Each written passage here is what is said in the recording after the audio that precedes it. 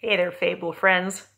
We're reading another fable today out of the Aesop for Children that was illustrated by Milo Winter and published by Rand McNally. Today's fable is kind of funny, and it's also an interesting lesson. It's a look back in time. So don't forget, a lot of these fables were written over 1,000 years ago. I shouldn't say written, they were probably told. They were probably oral stories, told before a lot of people maybe could write. They weren't as lucky as we are today, that we pretty much all learned to write. So back in the day, and then this book was written in 1919. That's 100 years ago. So even when the fables were retold by whoever retold them in this book, they were, this is still 100 years ago. So some things are different. And in this fable we're going to read today, it involves a tanner. And a tanner was somebody who tanned hides. When they butchered an animal, say a cow usually, the hides would go to a tanner and he would do special things for them so that people could wear them. They could be made into shoes, they could be made into clothes, they could cover furniture. We still use leather. Leather is a kind of hide today.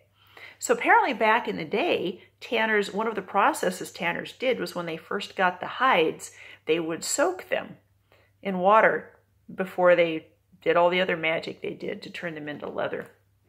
So that's the background of our story today, which is called The Dogs and the Hides. Here's our picture. I enjoy this one because of all the round little dogs. They look like little balls with legs and heads and tails on them. Let's find out why they're so round. Some hungry dogs saw a number of hides at the bottom of a stream where the tanner had put them to soak.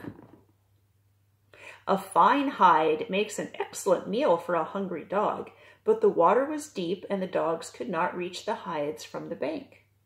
So they held a council and decided that the very best thing to do was to drink up the river. All fell to lapping up the water as fast as they could, but though they drank and drank until, one after another of them, all of them fairly burst with drinking, still, for all their effort, the water in the river remained as high as ever. So they thought a good solution to get rid of the water so they could get to the hides was to drink up all the water. Well, that might not have been very practical.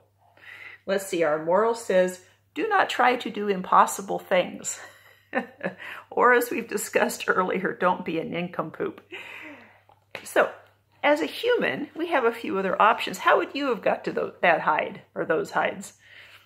There's different ways. I suppose we could swim down to get them. The dogs could have probably done that too, maybe. Humans can use tools. What could you have used to get the hide out of there so you wouldn't have had to try to drink up all the water? Which didn't work very well. I hope you enjoyed our fable today with all those little round ball dogs. That was very cute. Hope to talk to you again very soon.